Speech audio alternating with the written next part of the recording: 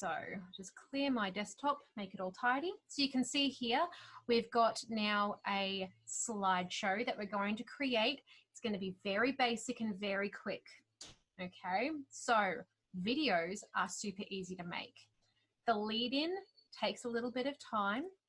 I'm going to skip this bit, but you can use this tool to help you pre-populate and think about how you want to create your video. And there's also some templates that it's got there that you can absolutely choose from.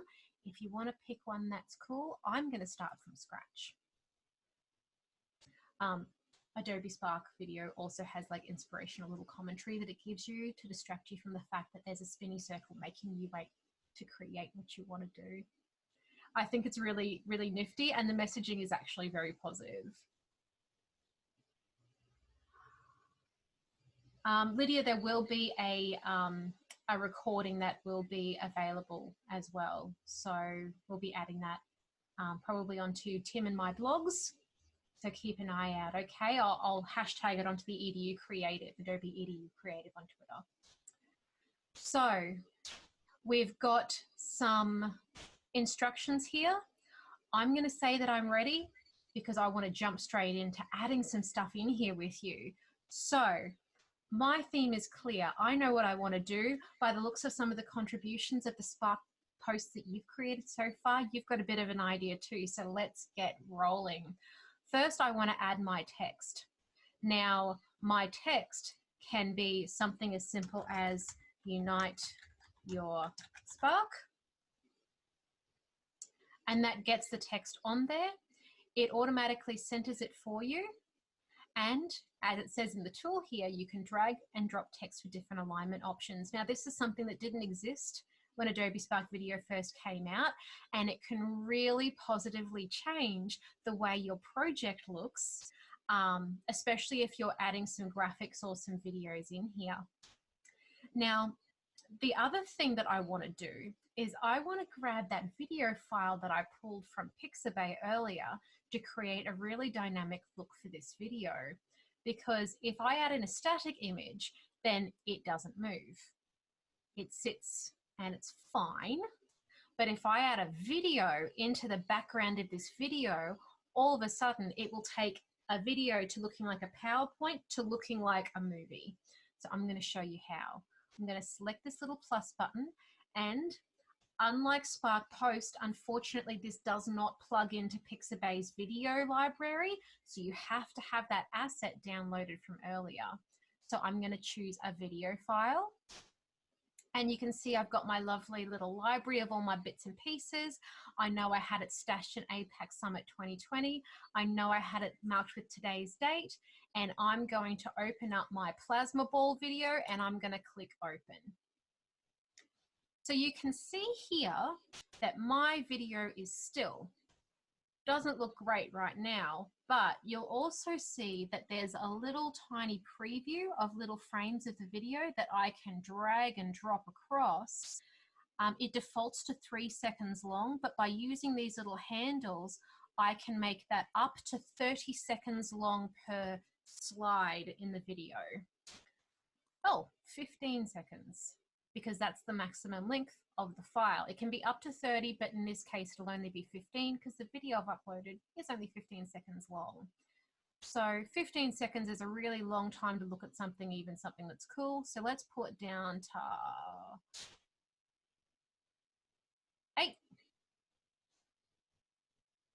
We'll pick something that's really dynamic, like that little archy bit that's coming towards the screen, and we're going to click save. It's now going to pull my video clip into the background of my Adobe Spark video presentation.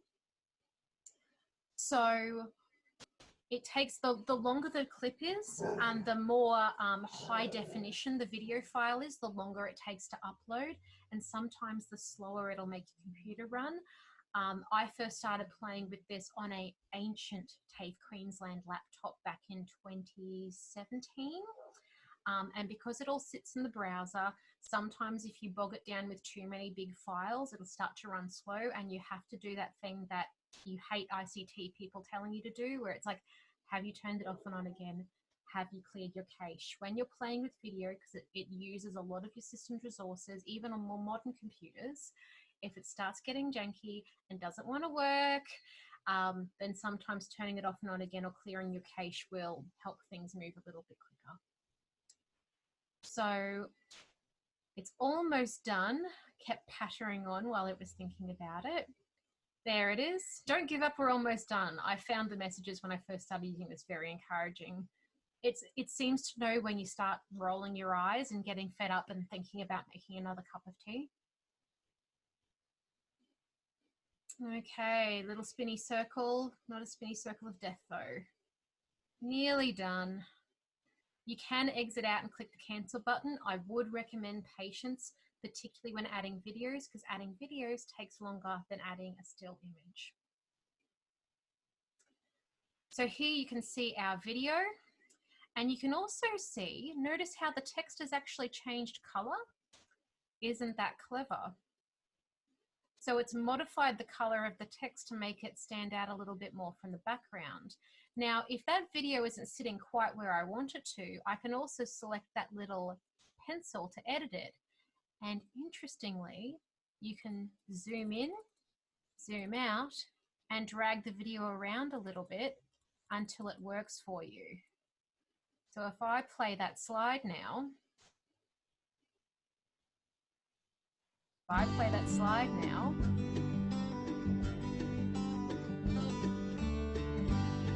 it's a bit more dynamic than it was. You might have also heard, because I am sharing my computer's volume, that it auto inserts music in the background. I'm going to get to that in a little bit. There is a good case for and against having music in the background of video. Sometimes it can enhance it and sometimes it can be a massive distraction. So what I'm going to do now is I'm going to quickly take you through the different layouts. Now, the beautiful thing about the restrictions of Spark Video is that you only have 4 different layouts to choose from. And when you select a layout, it will actually change the slide that you're currently on. So you can see with this one now, it's given it a split screen mode. You can switch which side the video sits on just by selecting that little switchy button that also appears in Spark Page. And you can also see it's pre-populating through the colors from my previously existing theme that I have, because I've set that up in my work-based Adobe Spark account. However, there are other themes that are available by clicking that theme button towards the top right-hand corner of the screen that you can choose from that will completely change the look of your Adobe Spark Video. You can even, and this is something that they've added in now as well, some of the themes even have alternating colors, so you can go through and change the color spectrum to better suit what you're working on. So how much better does that look? I've just gone in, selected a different theme. It's got a different preloaded font with a different preloaded color palette. I quite like the red. So if I play that now,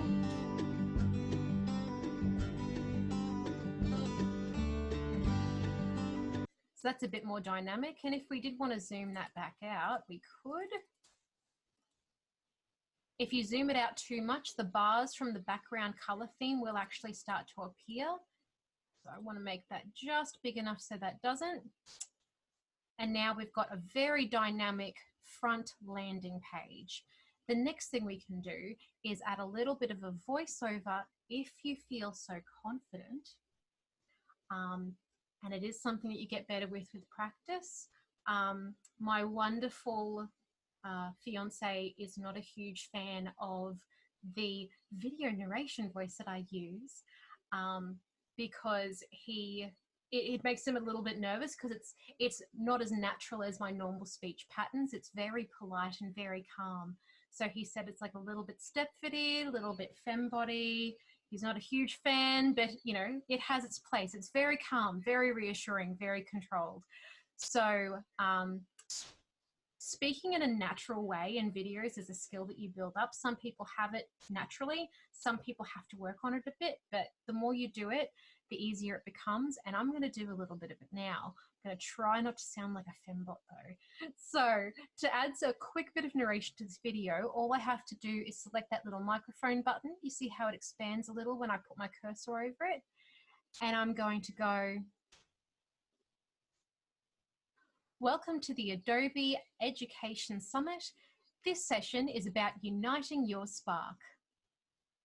Now that went for 7 seconds and this slide goes for 8 seconds, so the video will run a little bit longer than the voiceover will play for. Now if I garbled that a little bit as I was speaking and I wasn't happy with it, you can't go back in and edit little bits of that little clip that you just recorded. You have to record the whole thing again. So to do that, all you do is select the button and it'll start recording from when the button depresses and those little lines appear at the bottom of the screen. So let's try again. Welcome to the Adobe APAC 2020 Education Summit Workshop, Unite Your Spark. There we go. Now, if I play that back, excuse me. Welcome to the Adobe APAC 2020 Education Summit Workshop, Unite Your Spark. So she's a bit loud. So to edit her, I can do some small controls in this video. I can remove the narration completely if I decide I don't want to have text there by selecting the little timer. Otherwise, I can actually go across to the music. I can turn the music on and off.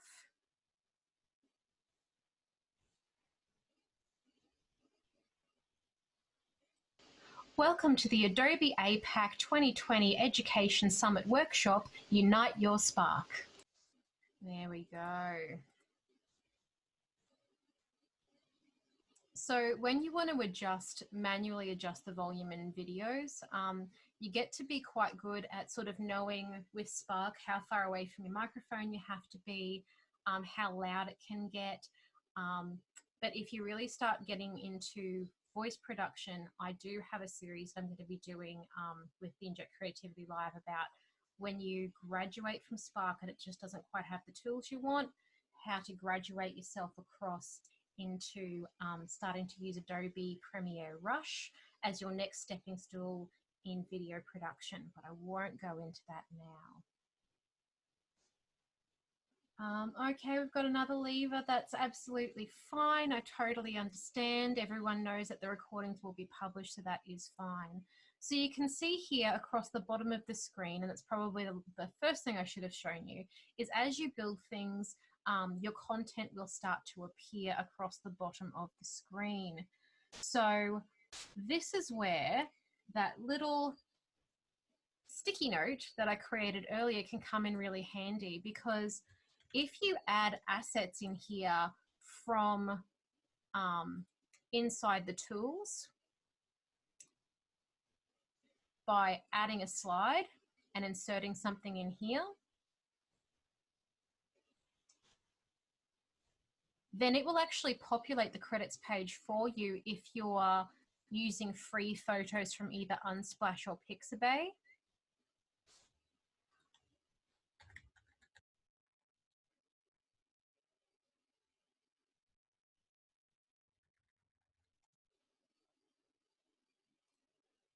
Add that photo in there. And if we click onto credits, give it a second, it should actually start adding credits in here.